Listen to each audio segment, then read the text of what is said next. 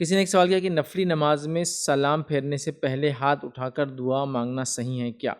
تو دیکھیے نفلی نماز کے اندر نماز پڑھ رہا ہے کہ انسان نفلی نماز پڑھ رہا ہے، تو سوال یہ ہے کیا اس کے اندر جو ہے سلام پھیرنے سے پہلے ہاتھ اٹھا کر دعا کرنا یہ درست ہے کیا؟ تو یاد رکھیے نفلی یا کسی بھی نماز میں سلام سے پہلے ہاتھ اٹھا کر دعا کرنا یہ بالکل درست اور جائز نہیں ہوگا. یاد رکھیے نفلی نمازوں میں یا جو نماز میں اللہ کے رسول صلی اللہ علیہ وسلم سے نماز میں دعا ثابت ہے، ان نمازوں میں سے جو نماز ہے اللہ کے رسول صلی اللہ علیہ وسلم نے یاد رکھیے فجر کی نماز میں دعا کروائی، اور یہ قنوت تھا جو اللہ کے رسول صلی اللہ علیہ وسلم تب کروایا جب کہ 70 حافظ جو ہے صحابہ تھے، عالم جو صحابہ تھے، ان کو جھوٹ بول کر ایک قبیلے والوں نے دعوت دی کہ ہم کو اسلام سکھانے بھیجیے.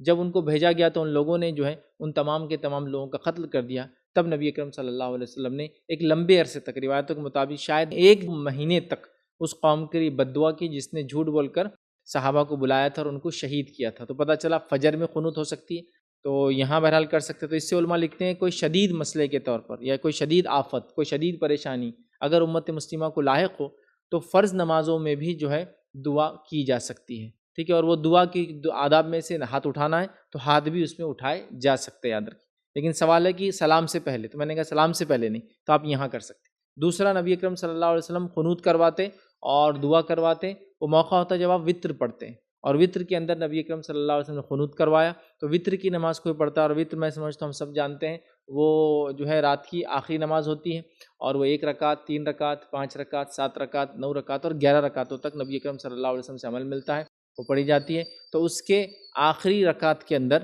رکوع سے پہلے یا رکوع کے بعد دونوں میں دعا کی جا سکتی ہے. اور چونکہ دعا کے اندر عمومی بات ہے، ہاتھ کا اٹھانا جو ہے یہ ادب ہے تو کیا جا سکتا ہے. ہاتھ نہ بھی اٹھائے تو اس میں انشاءاللہ کوئی مسئلہ نہیں. تو یہ بھی ایک مقام ہے جہاں انسان کر سکتا ہے. تیسرا مقام جہاں انسان نماز میں دعا کر سکتا ہے وہ مقام وہ ہے جس کے تعلق سے اللہ کے رسول صلی اللہ علیہ وسلم نے فرمایا بندہ سب سے قریب اللہ رب العزت سے سجدے کی حالت میں ہوتا ہے، تو لہٰذا اس میں دعا مانگو. تو یہاں سجدے کی حالت میں بھی دعا کر سکتے. یہ سجدہ جو یاد رکھیے نفل نماز کا ہو سکتا ہے، کوئی اور نماز کا ہو سکتا ہے جو آپ فرض کے علاوہ پڑھ رہے ہیں، اس لیے کہ اللہ کے رسول صلی اللہ علیہ وسلم نے بہت ساری نمازوں میں دعا کی، لیکن آپ صلی اللہ علیہ وسلم کی کچھ دعائیں جو ہے جس کو کہتے ہیں وہ خاص تھی آپ کے لیے، وہ ہم لوگوں کے لیے نہیں تھی. یاد رکھیے جیسا کہ صلاۃ الکسوف میں اللہ کے رسول صلی اللہ علیہ وسلم نے سورج گرہن کی نماز میں آپ نے نماز پڑھائی اور نماز میں آپ آگے اور پیچھے ہوئے، لیکن ہم لوگوں کے لیے وہ مسئلہ نہیں ہے. اور جب آپ سے پوچھا گیا آپ نماز میں آگے چلے گئے پھر پیچھے بھی آ گئے، تو آپ نے فرمایا کہ جب میں نماز پڑھ رہا تو مجھے جنت دکھائی گئی تو مجھے اس کی ہرس ہوئی تو میں آگے بڑھ گیا، اور پھر بعد میں مجھے جہنم دکھائی گئی تو میں پیچھے ہٹ گیا. تو آپ کا معاملہ بہت ساری عبادتوں میں خاص تھا. یاد رکھیں تو یہ نماز کے معاملے میں، لیکن ہم کو جو حکم دیا سجدے کی حالت میں ہم کر سکتے ہیں. تو لہٰذا ہم کوئی نفل نماز پڑھ رہے ہو، رات کی نماز ہو، دن کی نماز ہو، کوئی بھی نفل نماز ہو، اس کے سجدے میں ہم دعا کر سکتے ہیں. یاد رکھیے اس دعا کے تعلق سے علماء کے یہاں تک فتوے ثابت ہیں کہ یہ دعا جو ہے آپ عربی زبان میں کریں، لیکن اگر وہ زبان نہیں آتی تو ہم کوئی دوسری زبان میں بھی کر سکتے ہیں. تو لہٰذا آپ تہجد کو لے لیجئے یا اشراق لے لیجئے، چاشت لے لیجئے، اوابین لے لیجئے، کوئی 2 رکعت نفل آپ پڑھ رہے وہ لے لیجئے، اس میں آپ سجدے کریں اور سجدے کے اندر دعا کرنا ہے. یہاں ایک مسئلہ اور غلط فہمی لوگوں کی یہ ہوتی ہے کہ وہ نماز کے علاوہ ایک سجدہ کرتے ہیں، چونکہ حدیث میں بندہ سجدے میں سب سے زیادہ قریب ہوتا ہے، تو نماز کے علاوہ ایک سجدہ کرتے ہیں، پھر اس سجدے کے اندر جا کر پھر دعا کرتے ہیں. اور اس کا طریقہ یہ ہوتا ہے کہ نماز سے فارغ ہو جاتے ہیں، سلام وغیرہ پھیر کے پھر سجدے کی کیفیت کرتے ہیں، لیکن سجدے جیسا نہیں کرتے. سجدے میں ہاتھ ہم یوں رکھتے ہیں اور سجدہ کرتے ہیں، تو وہ لوگ ہاتھ یوں رکھ کے سجدہ کرتے ہیں، سر رکھتے ہیں، اور بولتے ہیں اس لیے کہ یہ دعا والا سجدہ ہے، ڈیفرینشیٹ کرنے کے لیے. بہت سی بار آپ نماز میں دیکھتے ہوں گے لوگ کھڑے رہتے، ایک آدمی سجدہ کر رہا جانے کی جگہ نہیں، دوسرا بولتا ہے ارے چلو، اس کے ہاتھ سے پہچان لیتا کہ یہ سجدہ نماز کا نہیں ہے اس کا، تو یوں کرتے ہیں. یہ بدعت ہے. یاد رکھیے یہ سنت سے یہ عمل ثابت ہی نہیں. جو سجدے میں دعا کرنے کا حکم ہے وہ نماز کا سجدہ ہے. اور یاد رکھیے اس میں سب سے بہتر تو یہ ہے کہ عربی جو دعائیں آپ کو آتی ہو یا اللہ کے رسول سے جو ثابت ہو آپ وہ کریں.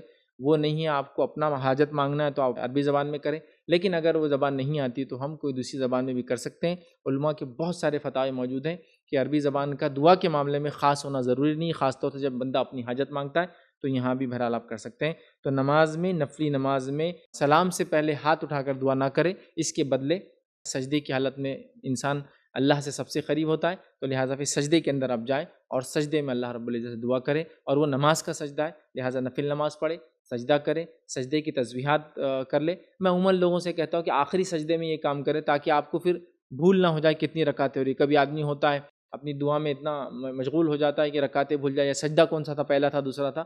بیٹر پارٹ یہ کہ اب آپ کا آخری سجدہ ہے، پہلی رکعت ہو گئی، دوسری ہو گئی، آپ کا دوسری رکعت کا دوسرا سجدہ ہے، اب اس کے بعد آپ کو سیدھا اٹھنا ہے، قاعدہ کرنا ہے اور سلام پھیر دینا ہے. تو لہٰذا اس معاملے میں جو ہے آپ آخری سجدے میں، بہرحال سجدے میں ہے کبھی بھی کر سکتے ہیں، بس میں اپنی طرف سے ایک مشورہ دے رہا تھا، تو آپ جو ہے سجدے کے اندر جو ہے آخری سجدے میں بہرحال دعا کریں۔ یہ دعا عربی زبان یا اپنے الفاظ میں بہرحال کی جا سکتی ہے۔ بس ایک بات یاد رکھیں، اللہ کے رسول صلی اللہ علیہ وسلم نے رکوع اور سجدے میں قرآنی آیتیں پڑھنے سے منع کیا، تو علماء لکھتے ہیں کہ رکوع اور سجدے میں قرآنی آیتوں والی دعائیں بھی نہیں پڑھنا چاہیے، اس وجہ سے کہ اللہ کے رسول نے قرآنی آیتوں کو سجدے اور رکوع میں پڑھنے سے منع کیا ہے۔ بہت سارے لوگ بولتے قرآن ہے کیوں منع کیا، واللہ عالم، یہ نبی اکرم صلی اللہ علیہ وسلم نے حکم دیا ہے۔ آپ کوئی حکم دیتے تو ظاہر سی بات ہے اپنے دل سے نہیں دیتے، اللہ رب العزت نے آپ کو بذریعے وہی بتایا ہی ہوگا، تو ظاہر سی بات ہے اللہ کے رسول نے منع کیا۔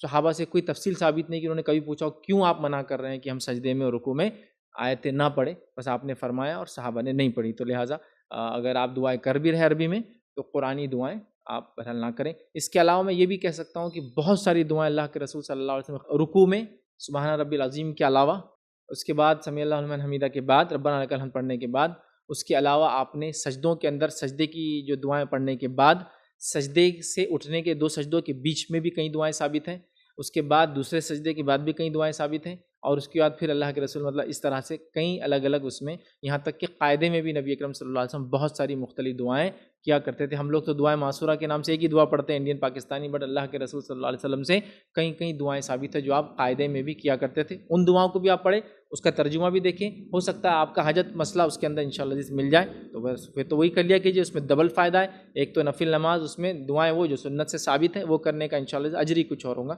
تو لہٰذا ان تمام جگہوں پہ ہم انشاءاللہ نماز کی حالت میں دعائیں کر سکتے ہیں۔ کسی نے ایک سوال کیا، ناپاک